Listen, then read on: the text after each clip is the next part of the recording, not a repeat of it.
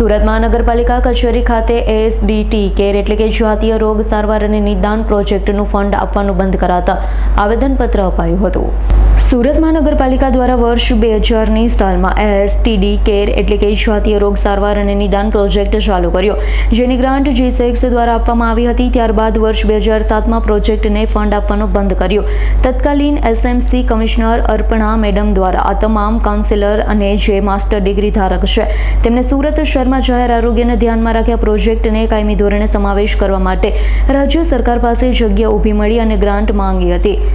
જો તેમ ના થાય તો સ્વખર્ચે કાયમી ધોરણે ચાલવા ફાઇલ બનાવી હતી। સમયાંતરે કમિશનર મેડમની બદલી બાદ અધિકારીઓના ઉદાસીન વલણના કારણે આ ફાઇલ દફતરે કરી દેવામાં આવી। આ દરમિયાન વખતો વખત સ્ટેન્ડિંગ વિભાગમાં ઠરાવ કરી પ્રોગ્રામ SMCમાં 100% ભંડોળથી આજ દિવસ સુધી ચલાવવામાં આવ્યો।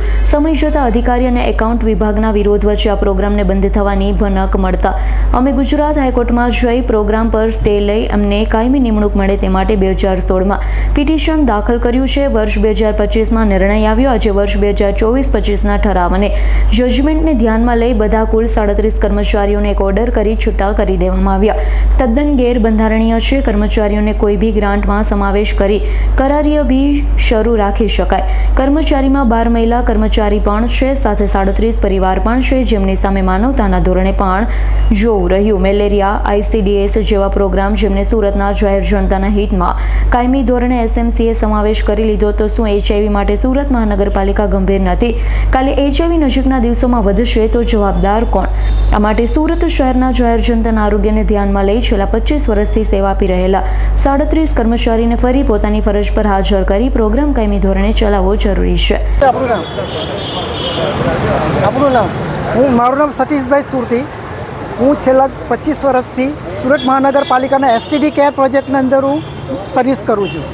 અમારું કામ છે કે જે કોઈ ગુપ્ત રોગ હોય એનું સારવાર નિદાન, અને જો ગુપ્ત રોગ થયો તો એના પરથી 10% HIV લાગવાના ચાન્સીસ છે। એવા સુરત મહાનગરપાલિકાના ઘણા બધા હેલ્થ સેન્ટર છે અને એના અંદર HIVના પેશન્ટો પણ ઘણા બધા છે।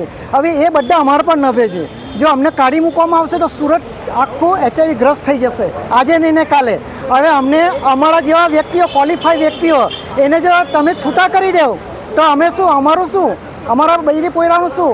તો સાહેબ આવું નહીં થવું જોઈએ। અમે એટલી મહામારીના અંદર બી અમે કામ કર્યું છે, 25 વર્ષ સુધી સેવા આપી છે। અમારા ઘણા બધા ભાઈઓ બહેનો પણ તમને ક્યારે ઓર્ડર આપવામાં આવ્યો, કેટલા લોકોને છૂટા કર્યા? અમે ગઈકાલે 9/6/2025ના દિવસે છૂટા થવાનો ઓર્ડર આપ્યો। અને ટોટલ 38 કુટુંબ છે। હવે 38 કુટુંબ ઘરે બેસે એને રસ્તા પર લાવી નાખે એ તો ખોટી વાત છે। અમે આટલા 25 વર્ષ સેવા આપી છે। શું સુરત મહાનગરપાલિકા પાસે બીજું કોઈ ઓપ્શન નથી?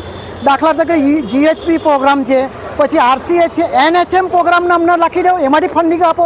જ્યારે તે સુરત મહાનગરપાલિકાના અધિકારીઓ, પદ અધિકારીઓ એમ કહે છે કે અમારા પાસે ફંડિંગ જ નથી। શું ફંડિંગ નથી? હવે તમે આટલું બધું ફંડિંગ હોય, આપણું આખું ગુજરાત લેવલ પર સુરત મહાનગરપાલિકા આગળ જતું હોય તો આટલા અમારા 38 કુટુંબને સમાવવા માટે એટલા પૈસા નહીં હોય, એટલું ફંડ નહીં હોય ને। ફંડ નહીં હોય તો કંઈ વાંધો નહીં, પણ તમે RCH પ્રોજેક્ટ, GHP પ્રોજેક્ટમાં અમને સમાવી શકો છો। કોને રજૂઆત કરી આજે? અમે આજે રજૂઆત કરી સ્ટેન્ડિંગ કમિટીના ચેરમેન સાહેબને, ઇવન થોડી વાર પછી અમે કમિશનર મેડમને પણ રજૂઆત કરીશું। જો કદાચ વધારે થશે તો 2 દિવસમાં જલદ કાર્યક્રમ પણ આપીશું। જો અમને કેટલા કર્મચારીઓને ટોટલ 38 કુટુંબ, 38 કર્મચારી એટલે 38 કુટુંબને એ લોકો રસ્તા પર લાવી નાખ્યા છે।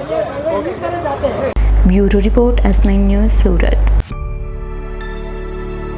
અમારી તમામ માહિતીથી અપડેટ રહેવા માટે જોડાયેલા રહો S9 ન્યૂઝ સાથે।